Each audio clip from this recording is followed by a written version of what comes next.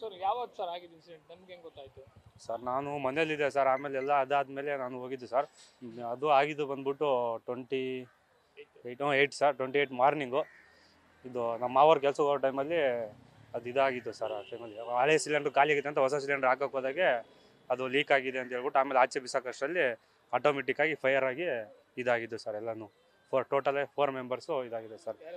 So ಅದ್ರಲ್ಲಿ ನಮ್ಮ ಮಾವ ಒಬ್ಬರು, ನಮ್ಮ ಮಾವನ ಮಗ ಒಬ್ಬರು, ಆಮೇಲೆ ಇನ್ನೊಬ್ಬರು ಇದ್ದಾರೆ ಹೆಲ್ಪ್ ಅವರು, ಮತ್ತು ಮನೆ ಓನರ್ ಇದ್ದಾರೆ, ಅವ್ರ ಮನೆ ಓನರ್ ಅವರೂ ವಿತ್ತು ಇದಾಗಿದೆ. ಇಬ್ಬರು ಇದಾಗಿದೆ ಸರ್. ಅದರಲ್ಲಿ ಶ್ರೀನಿವಾಸ್ ಅಂತ ಒಬ್ಬರು, ನಾಗರಾಜ ಮತ್ತು ಶಿವಕುಮಾರು ಮತ್ತು ಅಭಿಷೇಕ್ ಗೌಡ ಅಂತ ಸರ್.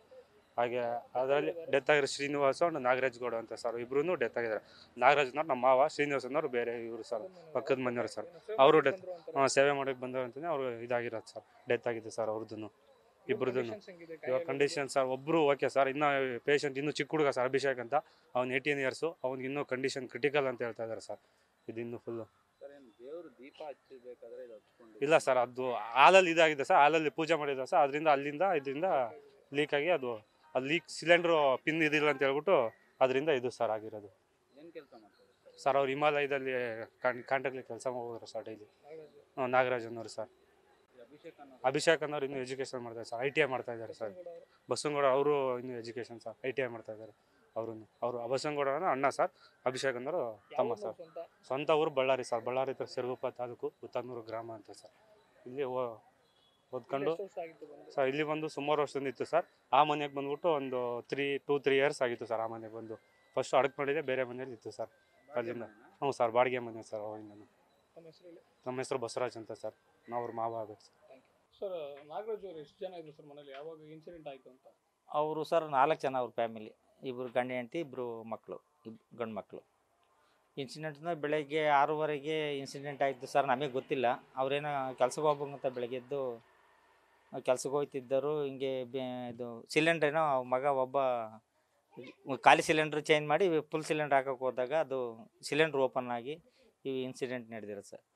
ಎಷ್ಟು ಜನ ಗಾಯ ಆಗಿದೆ? 6 ಜನಕ್ಕೆ ಗಾಯ ಆಗಿದೆ ಸರ್. 6 ಜನದಲ್ಲಿ 3 ಜನಕ್ಕೆ ಸೀರಿಯಸ್ಸು, ಅದರಲ್ಲಿ 2 ಡೆತ್ ಆಗೇಬಿಟ್ರು ಸರ್. ತಕ್ಷಣ ಸಣ್ಣದಾಗಿ ಅಭಯ ವಸಿಷ್ಠಕ್ಕೆ ಪ್ರಥಮ ಚಿಕಿತ್ಸೆ ಸೇರಿದ್ದೀವಿ ಫಸ್ಟ್ ಏಡ್ಗೆ. ಅಲ್ಲಿ ಡಾಕ್ಟ್ರ್ ಸಲಹೆ ಮೇರೆಗೆ ವಿಕ್ಟೋರಿಯಾ ಆಸ್ಪತ್ರೆಗೆ ಸೇರಿಸಿ ಅಲ್ಲಿ 1 ದಿವಸ ಮಾತ್ರ ಇದ್ದರು. ಶ್ರೀನಿವಾಸು ಮತ್ತು ನಾಗರಾಜ್ ಗೌಡ ಅನ್ನೋರು ಇಬ್ಬರು ಮೃತಪಟ್ಟರು.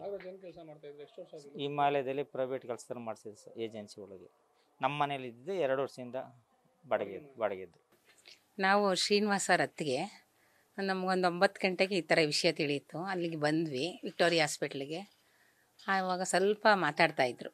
ತಿರ್ಗಾ ನಾವು ಹೊರಟೋದ್ವಿ. ತಿರ್ಗಾ ಮಾರನೇ ದಿನ ಬಂದು ಸೀರಿಯಸ್ ಆಗಿಬಿಡ್ತು ಅಂತ. ಆಮೇಲೆ ಸಾಯಂಕಾಲ ನೈಟು 9 ಗಂಟೆಗೆ ಡೆತ್ ಆಗೋದ್ರು. ನಾಗರಾಜ್ ಅವ್ರ ಫ್ಯಾಮಿಲಿನ ಕಾಪಾಡ್ಲಿಕ್ಕೆ ಬಂದು ಪಾಪ ಹ್ಞೂ, ನಾಗರಾಜ್ ಅವ್ರ ಫ್ಯಾಮಿಲಿ ಕಾಪಾಡೋಕ್ಕೆ ಬಂದು ಆ ಥರ ಸಿಲಿಂಡ್ರನ್ನ ಇದು ನೋಡೋಕ್ಕೆ ಬಂದು ಆ ಥರ ಆಗೋಯ್ತಂತೆ. ನ್ಯೂಸ್ ಫಸ್ಟ್ ನಿರ್ಭೀತಿಯಿಂದ ನಿಮ್ಮ ಪರವಾಗಿ.